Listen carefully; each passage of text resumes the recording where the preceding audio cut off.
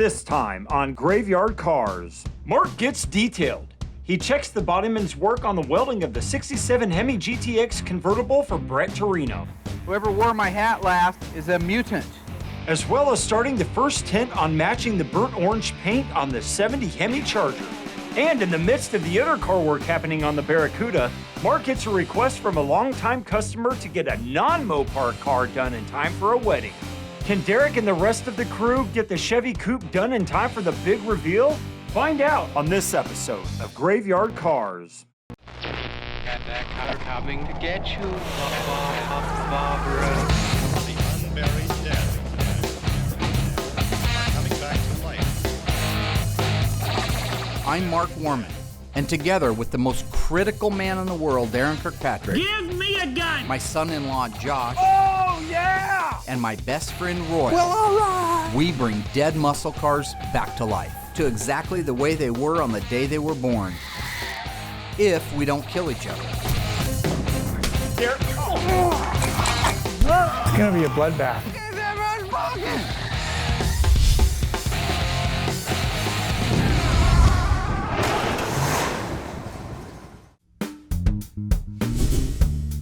You know, the last few months here at Graveyard Carz have been absolutely crazy. We had the Hills 70 Plymouth Superbird, which compared to how much time was left before the car had to be done, we were absolutely scrambling. Same thing for the Walton 72 Charger. I hate suicide shifts. I hate the round-the-clock stuff. It is exhausting, and I'm very much looking forward now, calming down a little bit, getting refocused on the cars that still are yet to go this year. It's a good time now. Now that it's over, I can say, whew. Hi, Mark. Hey.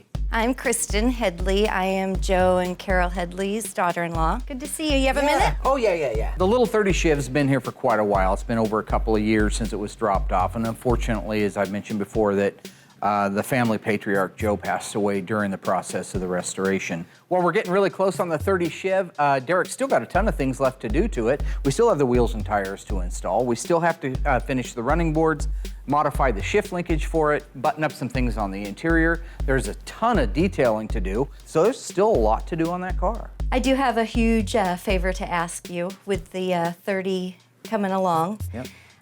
We have a family wedding towards the end of this week. It's Joe and Carol's oldest grandson, Okay. my nephew. And Carol and Joe pretty much raised Daniel from the time he was a newborn. Oh, really? So really Oh. tight with his grandma and grandpa. You see where I'm going with this? You know, this is classic Graveyard Carz. As soon as you get the breath, as soon as you get just a chance to breathe, here comes the next mission, the next hurdle. Is there any way we can surprise the family? What, gosh, today's the 2nd. This week? Yeah, And what day? the 6th. I love my clients. They need to have the car done. I don't want to disappoint them. But those employees that work for me while I give them a ration of crap, those are my children, all right? Their health and their safety and their peace of mind is a lot more important to me than a client's car.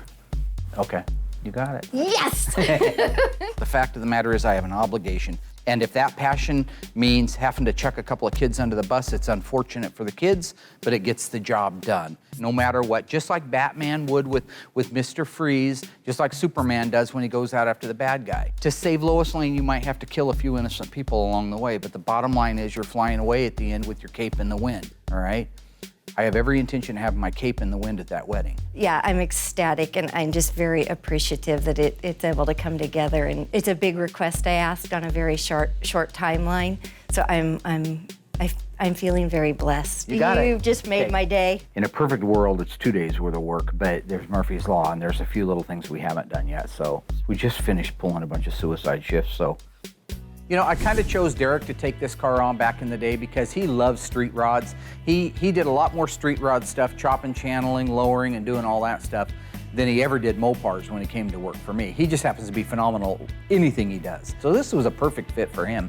So as usual, Mark's trying to kill me with these ridiculous deadlines. I'm sure the other guys will be here on occasion to help out, but in all honesty, it'll be me. I'll probably be the one down here half the night doing it myself. Thing is with Derek is he does have a right to complain to a certain degree. I mean, there is a lot going on. He is my main go-to guy, but at the same token, he did volunteer to do it, all right? So welcome to my shoes. I mean, that's what I have to go through all the time. When you save the world, you have to save every part of the world. You don't get to save little bits and pieces of it as you go along. The first main thing that I have to deal with is making the shift linkage. We put a different steering column in it. Went from a non-tilt to a tilt. It's all aftermarket. And now we have to figure out all our linkage because unfortunately, it's not going to bolt in and just work. We just have to deal with the rod because up here we're in park. We have to make sure when this all flows smoothly so you can go through your gears with nothing in a bind. And with all the stuff we have to do, Mark promised this thing to be done in 3 days. Realistically, I would have liked to have a week minimum. Part-wise, we pretty much should have everything here. Finish the wiring, a lot of detail work, still have bumpers to put on, running boards to finish. I know I have shift linkage to finish or make. So yes, a week would have been really nice. 3 days? 3 days is gonna be 3 long days. So anyway, what I got going on at this moment in time is going to remove all the steering arms and U-joints. Okay, on this column, they made these, since it's aftermarket, it's for, you know, your custom street rods, whatever. It's bolted on, it uses 4 of the holes. So when you move your shift lever, what's on the column, this is attached to a rod that has to come down and works off this for your park, reverse, neutral drive. I'm gonna have to take all this stuff out to get in here to change this arm on the bottom of the column. Unfortunately, it's actually coming apart nice. Okay, this is one that was on there. The longer arm will lengthen the throw of the rod, which should eliminate part of our binding problem that we're having. Okay, for now we're going to see how our custom-made shift linkage works. Piece of round rod and a bolt, as you can see. Custom-made, got to make her work. No OE application for this. Okay, so we're in park, reverse, neutral, drive, second, and low. Sweet, it was almost too easy. Off to the next.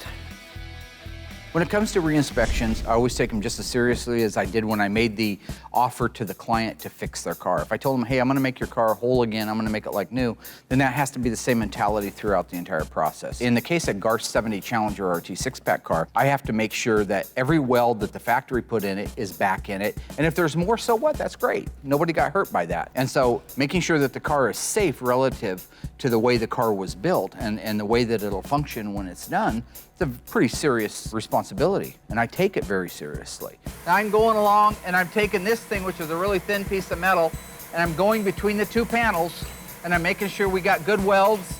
I got a weld here, and that's the next weld. That's maybe 3 inches at the most. I don't think it hurts to add one. So I'm just gonna put a spot right there, that'll remind me. This is where the frame rail meets the rear floor pan, so there needs to be a weld right there. That'll remind me to go back. I go through, this is hard to get into, but I can see spot weld, plug weld, plug weld, plug weld, plug weld, plug weld, plug weld, every 2 inches on center. Get up into here, there should be a little gap. These don't always fit perfect, but there you can see there's my 2-inch gap between welds. Solid, solid, can't even get the fork in there, okay? So that's what I do, is run through a series of those on the entire car. If I have time, I weld them up. So I'll go ahead and do that one real quick. I want to clean that etch primer off there so I can see where I'm going to be drilling my plug weld hole at. So a plug weld is simple. You're just basically drilling a hole through one piece of metal, not through the second piece of metal. Then you're filling that first hole up. That bonds the 2 panels together. So I'm just going to punch a hole right here because I want to weld this piece of the frame rail to this piece of the floor pan. And it only needs 1 in there. When I do a re-inspect on one of these cars, whether I'm checking for welds or the body work or the paint work or checking the dash or the interior, the fit and the finish, whatever it is, I do it with absolute 0 tolerance, meaning that if something's wrong, we take the time to fix it. I'm almost through, but I'm starting to touch the panel underneath it, so I want to put this in there so I have a separation. Now I've got a nice hole, can you see that? I'm now going to marry those 2 panels together with a plug weld. Whoever wore my hat last is a mutant. One of those genetic freaks with a huge head. Adjust my welder, throw on my gloves. And now I'm on there, I'm just gonna hit it with some etch. And that's it, game over. Now it's welded. The QC on the welds went really well. Nobody's perfect, okay? Even these cars weren't perfect. So when I find something, really, I'm just getting anal about it now. I could have gone without another weld. It wouldn't have hurt anything, but I'm there and that's my job, right? A couple little things, I got some tape marked out for him and he'll be able to wrap it up when he gets back. I can feel a dent or a low spot with my eyes. Mark! So I'm real happy. That's a first tint. So this is an exciting time. After checking off the welding and the metal work on our 1970 Challenger RT, I can move on to the inspection of the body and panel work on our Hemi GTX convertible. Also, Derek is going full throttle on the Chevrolet sedan. I'm sending Josh out on a secret mission to get parts off of Donor Kirkpatrick's 1970 Dodge Challenger. So what I'm looking at now is the 67 Hemi GTX convertible for Brett Torino. This car's been already up to the metal dipper, back, had all of the sheet metal replaced on it except for the core support, which just got done. That car came to us and it was a pretty darn nice car. I mean, at a glance, it looked really nice. It was beautiful. It was on his showroom, and if you've seen his showroom, you know it's just absolutely amazing, full of beautiful cars. But Brett's like me, he's a bit of a perfectionist, so he wanted to take it to the next notch. That's why it's here. So I don't get to just sand it down and repaint it, send it back to him. It's got to be better than it was before. That's what he's buying here. So what I'm feeling for right now is I need to sign off and say that it's okay to go ahead and primer over this bodywork, which it's not, because I'm feeling low spots and high spots that need to be fixed before it gets primed. So it's just a matter of you got to concentrate, get the feel before you sign off. I have to know you can't get it absolutely perfect to the feel. What you have to get it perfect to is the look. That's the key. You have to know what's going to show. It may feel high to your hand, but when you see the car done, you cannot tell it's high. It looks absolutely perfect. That's why they have to have me sign off on it. I can feel it's just a little bit fat. And now I can feel it's a little bit low. So it's just a matter of getting the feel. Some people never get it. I was born with it. I can feel a dent or a low spot with my eyes. Somebody buzzed that down a couple weeks ago and they didn't put its primer on it. And it started to flash rust. I don't like that. Bare metal, the minute it sees the open air, it begins to flash rust. So I have to go through, make sure that everything is covered and protected so that it doesn't flash rust. We miss it, end up primering over the top of it, and then 2 years, 3 years, 10 years down the road, the customer has a problem with it lifting or bubbling in that area because it was oxidized and nobody treated it. That'll come back and bite you in the ass. So knowing that it's flat, knowing that it's smooth, knowing that it's a perfect fit, those are all the things that your eyes will see. Knowing what will and won't show, that's something that you have to just know inside. And knowing exactly what can bite you in the ass is something you earn over 30 years of doing body and paint work. So that's the only mud work I got to sign off on. So the GTX is looking really good. There's a few spots that do need some attention, but for the most part, it's ready to get its first primer. And I think that Brett Torino's going to be really excited to find out that we're moving ahead to that point, and that's one step closer to getting the dark blue paint on it. So it looks like Mark's at it again. He wants me to go pick off some exhaust stuff from Darren's car. We don't have anything circulating around out in the graveyard with any of the cars. So lo and behold, I get to go pull them off of Darren's car. Currently, I got Josh off doing a very important task. We call it Operation 415. It basically means to borrow parts off Darren's car but not return them and then not tell him.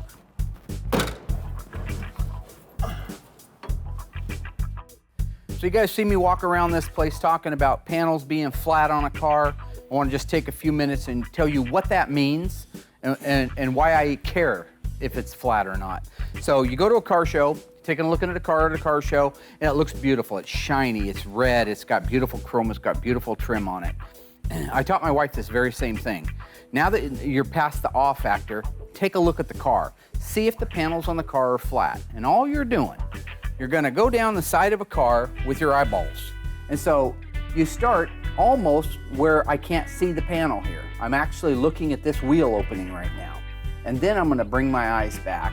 Start walking the light. That means that as I move my head like this and back over like that, I'm watching those fluorescent lights. If you walk the light across it, very close to being perpendicular to the panel, you'll look for anything that looks to be a wave, an area, a wave or a low spot or a problem in the panel. This area through here should be perfectly flat. You shouldn't see a 30-year-old parking lot ding that just didn't quite get fixed all the way, or the edges of some bad body work. that cause a transition problem with your eyes when you look at it, and it's beautiful flat, and then there's it's ever so slight.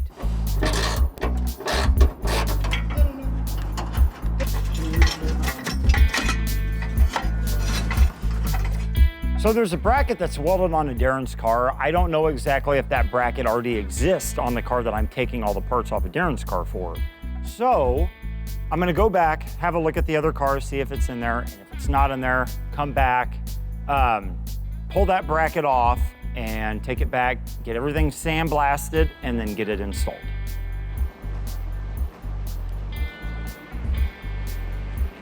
When you're block sanding something, it has to be cross sanded, okay? If I come up to this thing and I go, that's going to allow this board to follow whatever's on this panel. So if you were to stand up on the roof and look down it, it would go like that. You're gonna want to start here in the upper corner, any corner you want, pick a corner, any corner. You wanna start over here, you lefty, you wanna start down here, I don't care where you start. But your job is to drag it up to there. Then the crosshatch is coming back the other direction. You see the X I've made? This pattern of cross sanding picks up whatever low spots evenly both directions. If you sand one direction, you can end up with a low spot. If you go this way and then come back and clean it up that way, there's no way in the middle of that panel you can have a low spot. So this is called block sanding. I want to blow this off so it's clean, spray it with some wax and grease remover, which is like pouring shellac over it, except that it just evaporates into the air and it doesn't hurt the paint and the primer. You got to get it good and wet, and now I can walk the light across it.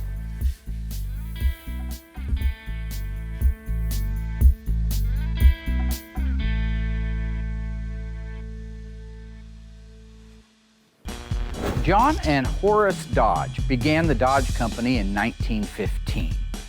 Prior to that, they made auto parts for what automotive manufacturer? Ford, Plymouth, Buick.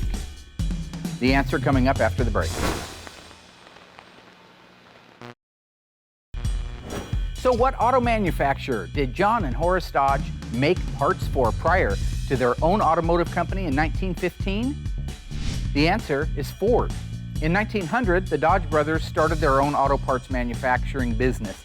They were contracted by Ford to create and supply most of the parts that went on the Ford automobile. It was working so closely with Henry Ford and the Ford automobile that they saw flaws in it and thought to themselves they could make a better product. Thus, the Dodge motor car, or Dodge as we call it today. Visit graveyardcars.com to learn more.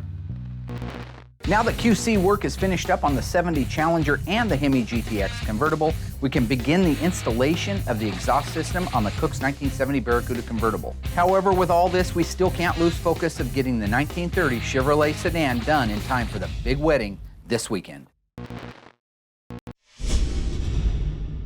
So the next deal on getting the seats fit, had to have the customer come out, sit in the car, figure out where the seat needed to be. One of the important things with the 30 Chevy was Mike, Joe's youngest son, I believe it is.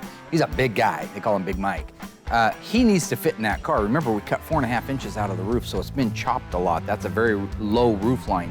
We need to get him in a seat, find out exactly which seat it's gonna be and how it's gonna fit for him, and if we need to countersink it into the floor or raise it up or move it back. So we have to have him out to go over that, figure out exactly where the seat goes. The nice thing is, it still looks like there's a month's worth of work left. We told him there's a month's worth of work left, so he isn't in on the surprise.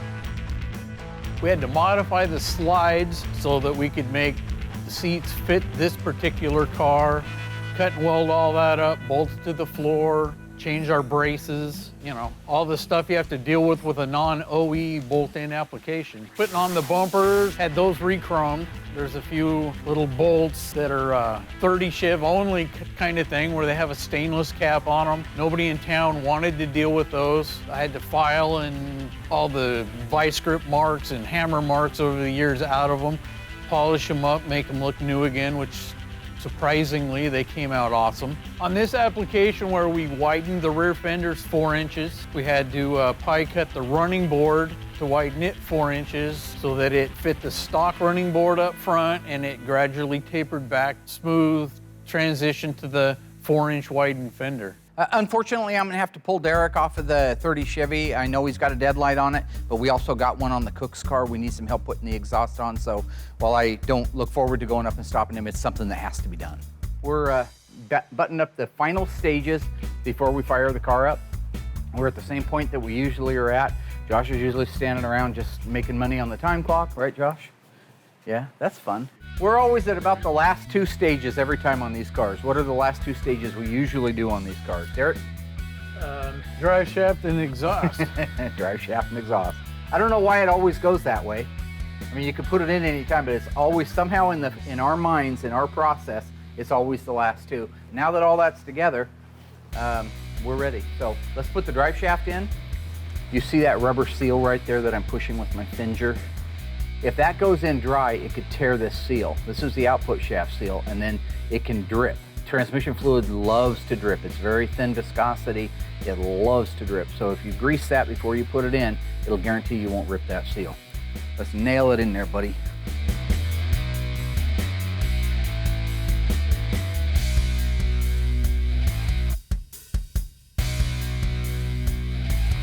Well, I just came over here today to look at my car. I haven't seen it for maybe a month. I moved over here from Josh's house because Josh had to move, so I'm trying to find a safe place for it. I thought this would be a safe place because there's really no work going on here, any car work or anything.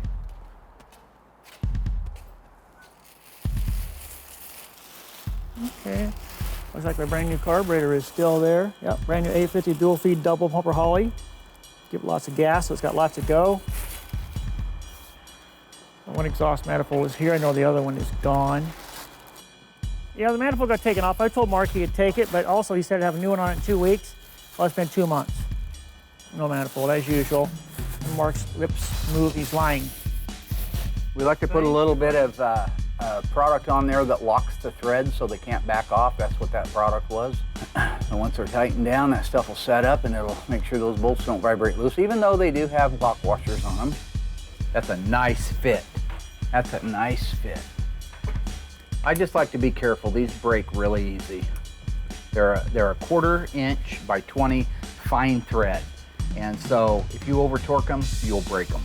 But right there, I'm done. I feel okay. I would like to invite you to have sex with yourself because you just bashed my head in. God, you really hurt him, dude. Better be careful. Well, why don't screw you? You're the guy that screams at inanimate objects all the time.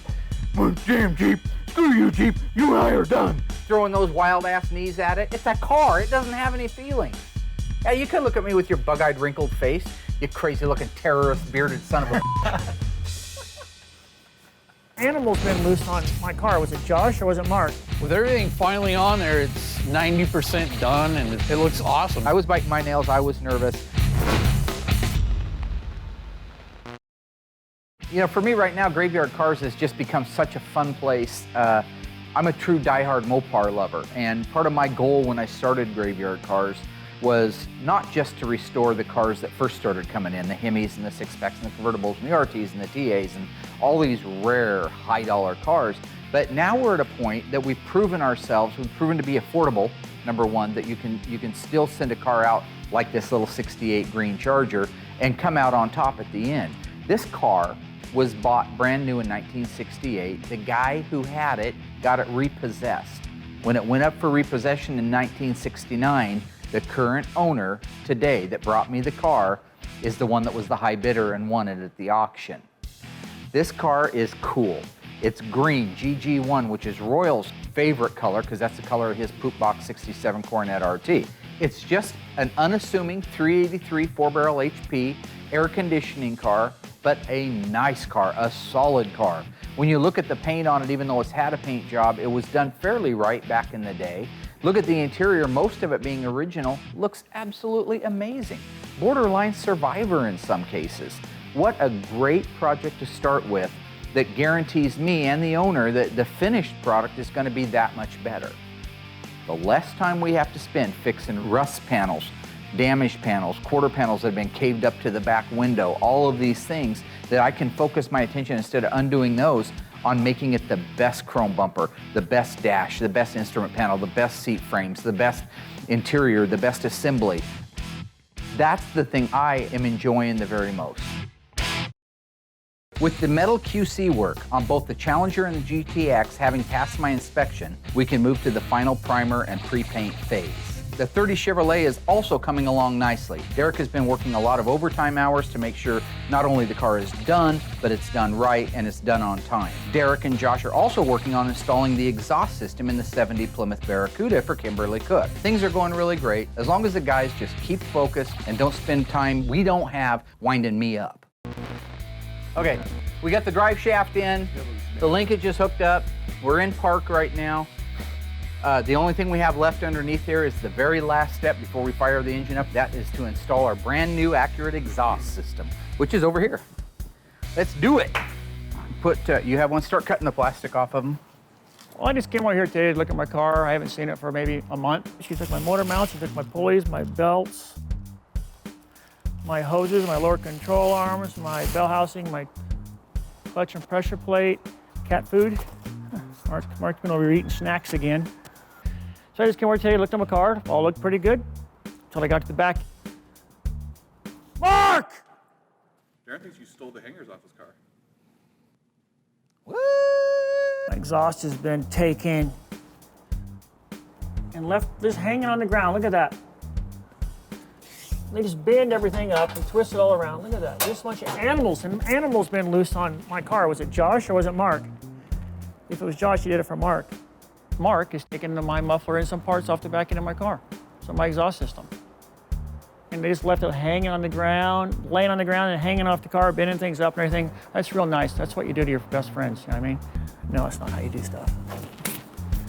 Kimberly a call right now telling me I got stolen parts in the car and I want them back.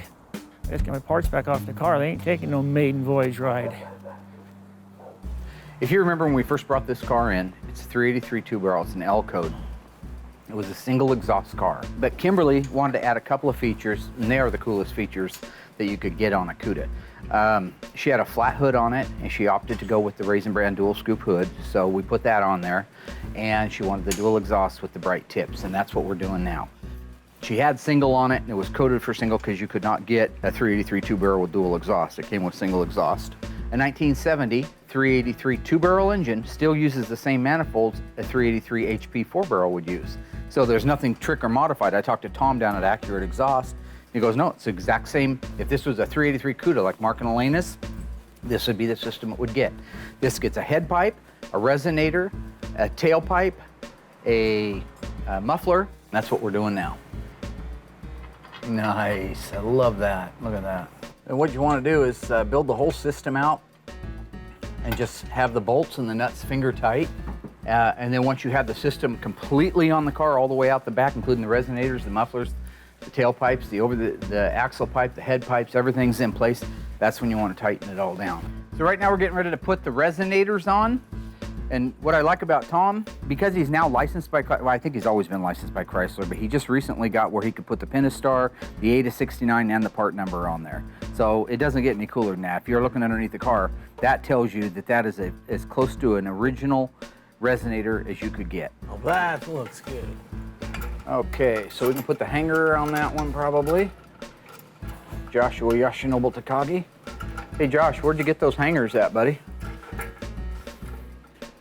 Oh, Where did those good-looking hangers yeah, come these from? great-looking hangers. I do as I'm told, and you know, obviously, if Mark says that I don't, he made me go and take these off of Darren's car. Well, what it is the manufacturer that Tom uses that makes these hangers, they're plant burned down, so he doesn't have any of these. We didn't have any good used ones, and then I got to thinking, Darren's car had them on because Tom gave him the exhaust system for his car. So we just went over and got these off of his car, which I'm sure he'll be fine with it. So right now we got to let the car down. Being this car was a 383 two-barrel single exhaust, I had forgotten there's a couple of provisions that need to go into the body to be able to accept the dual exhaust. It did come with the kit, but I forgot I should have put them in before we raised the car up. This needs to go down through the floor of the trunk. If you look over here at this tawny gold car, A factory dual exhaust, because this is a V code 1971 446 pack 4-speed Dana Super Track pack car. This provision right here is the one that there's going to be a recess up there for it, but these holes won't be there because it never needed them with a 383 two-barrel. So we're going to make those holes, and if you see what this does, it'll go down through those openings. Then there's a set screw right there. That allows you from the bottom to be able to put the hanger on it up into place, put the nuts on it, and then be able to hang the actual muffler onto that.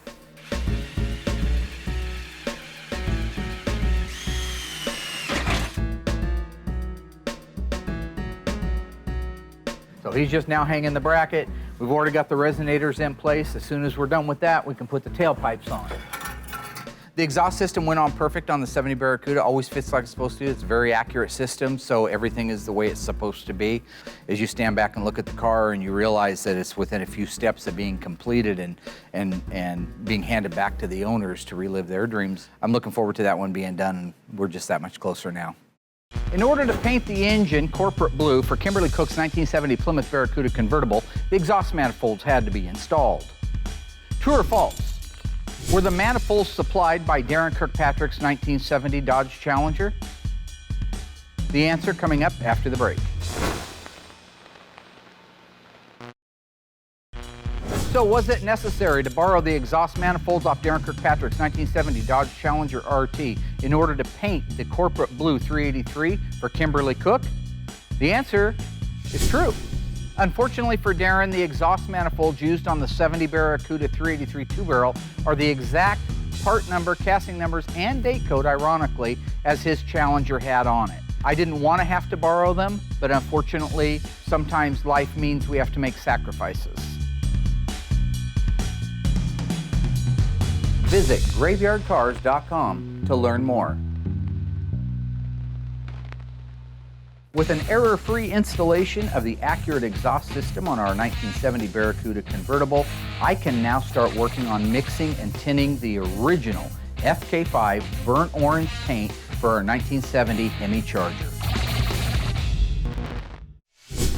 So what I want to do today is just take a few minutes and show you what goes into the tinting of the color. So what I've got setting here right now, this is the original left-hand door flare off of our 1970 Dodge Charger 426 Hemi 4-speed Super Track Pack car. The paint code is FK5. It's deep burnt orange, or just burnt orange. What you want to make sure of is that when you're tinting your color to match, that what you're matching to is the correct color. I opened up the deck lid on it, I held it up to the deck lid, walked the light back and forth across it, and realized that this had not faded from the deck lid. So this is an original formula, original spray. This is the closest match that PPG came up with to the factory FK5 burnt orange. Having looked at FK5 my entire life, I can tell you that it's going to be a little bit light. But I'm going to spray this out because I need to determine a couple of things. Number one, how many coats does it take to cover? After that, I need to figure out what I have to do to the color to make it match. So now I'm going to start putting the coats on the actual card itself to see how many coats it takes to hide.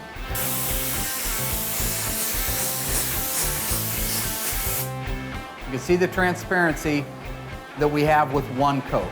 Second coat. Coat number 4. Let's go over to the window where the light comes through and see if we can still see through it. I can still see through it a little bit from here. Coat number 5. So let's see if we can see through it now. See that light? Now some paint reps, and I know they get crazy, and right now there's probably some of them sitting at home calling me the most horrific names. They're going to say what you should have done was sprayed the card with one coat of something that's consistent. Like spray it with a black ground coat or a red ground coat to cover up all those lines. All that's doing is lying. One, you don't have the true color. Two is you can't match a transparent paint. Coat number 7. Coat number 8. Coat number 9. Okay, we're getting close now. Hate to say 10 coats, but that's what it is. Coat 10. And that should be done. So it looks like it's flashed off. That's when it starts to look kind of hazy, which is where it's at right now. And I'm running the light around it. Can you see through that? We're covered. So now what we need to do is take a look at how we look against the panel. The buffer will take oxidation off, and that's what you want to do if you're looking at an original panel, but that was done a long time ago.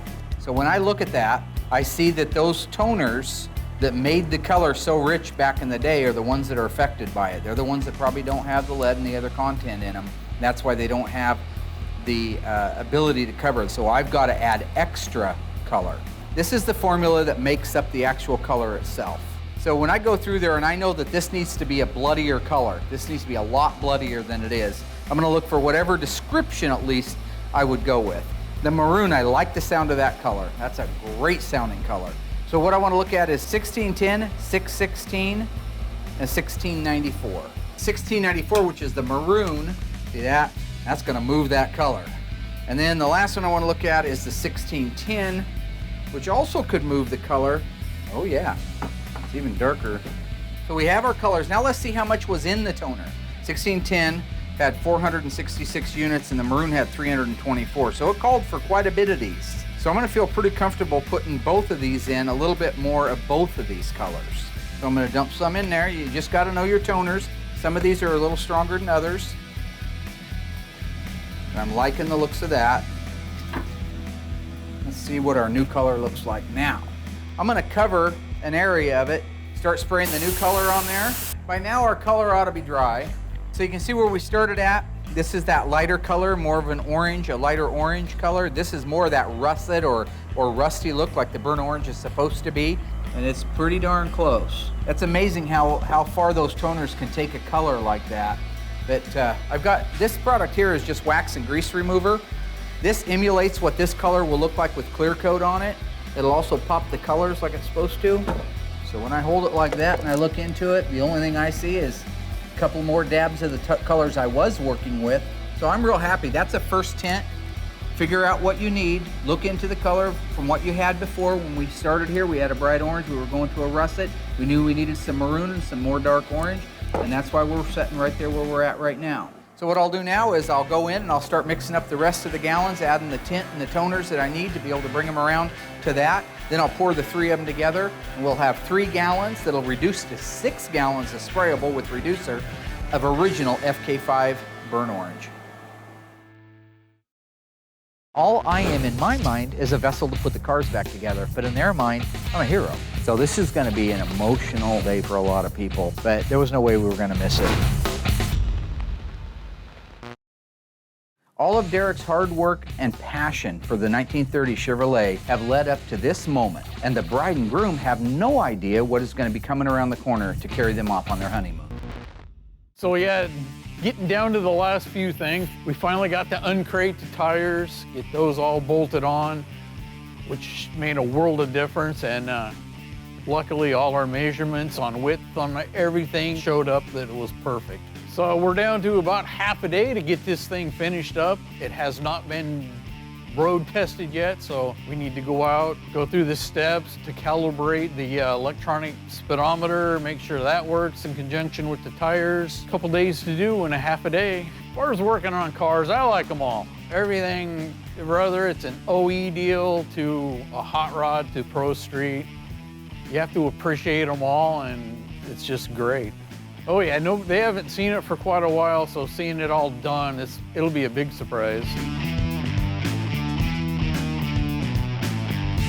It was less than a week ago that Kristen came out and asked me if there was any way we could get the car done in time for the wedding. And while it was a lofty promise, I was hoping all the time we'd make it. I had a good feeling that my team would pull together, and truthfully, that's what they did. Proud of my team. They did a good job. Yeah, this is an exciting moment for all of us right now. Everybody back at the wedding is expecting a limousine to pull up in front, get the kids, and haul them off to their honeymoon. So the last thing in the world they suspect is Grandpa Joe's 1930 Chevrolet sedan. So it was a great wedding. Bride and groom were really happy. The day was starting to wind down and they were ready to head out of here. I asked him to hold up for just a few minutes. And then when I got word that you guys were coming down the road, I made the announcement and asked folks to make their way out. I was biting my nails, I was nervous, but the car looked so good. We all piled in the car and drove up the long, almost a mile-long gravel driveway to get back here to the wedding set. My mother-in-law, my nephew, and my brother-in-law, who did not know this surprise was coming, instantly knew what was going on. So then when the family, we made our way out here and we were standing, we were all holding on to each other, crying with excitement. And when we saw that car around the corner, we were jumping and hooping and hollering.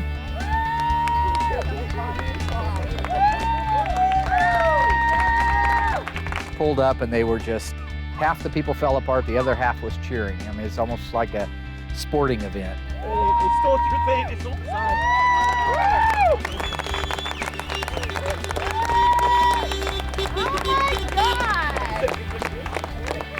Be sure to read the Chevy emblem on the front. After the last 4 days, and then finally, you know, the family get to see the car. After all this time, I mean, it was awesome. You couldn't have asked for anything better. They were, I think, a little bit in shock to start with, and then they were incredibly touched by the gesture on Graveyard Carz and to make this happen and to make it happen at this event, a family event. Today is one of those days that it hits home for a person like me because I'm a small town guy and family means everything to me. And this was an opportunity for us to help fulfill somebody's dream. Carol and Joe, who's passed on now, came to us almost 3 years ago with the car. And Derek got crazy. He loves the old street rod, so he wanted to chop it and widen the rear fenders, and he did a beautiful job. So not only was it Mark and the crew that made this all happen, but Derek, through this whole process, has worked his tail off. That man has put his heart and soul into this car, and I just want to give a huge shout out and a huge thank you to him. Oh yeah, this little 30's been my baby, I guess you could say, for the last 3 years.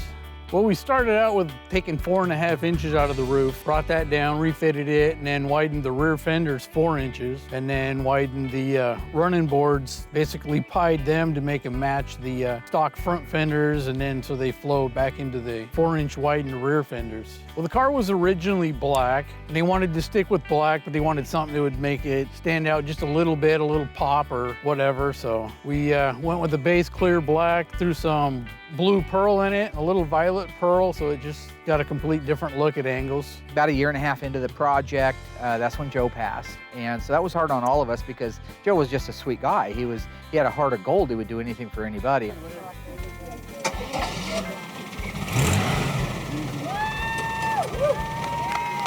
Just like with Kimberly Cooks and just like with the Waltons and just like with the Hills and just like Driscoll and the hundreds of other clients and customers that we've worked on over the years, all I am in my mind is a vessel to put the cars back together. But in their mind, I'm a hero because I just reunited them. In this particular case, driving down that driveway with Joe's 1930 Chevrolet done, surprising everybody, was as close to Joe being here.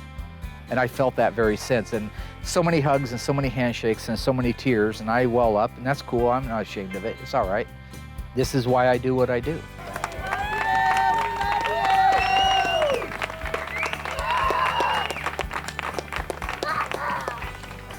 For sure it'll go to car shows and it'll go to cruises, and I know Carol will drive it every chance she gets on a nice day. And yeah, it'll definitely stay in the family. There's no way after Joe Sr. having it from the age 15 that it'll ever leave the Headley family.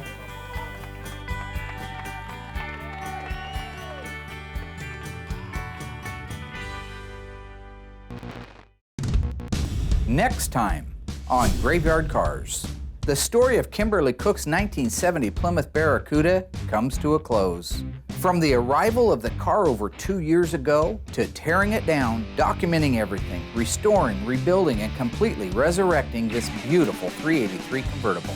A car like this may not be worth millions to collectors, but to the Cooks, it's priceless. Get ready for a reveal that's over 2 years in the making on the next episode of Graveyard Carz.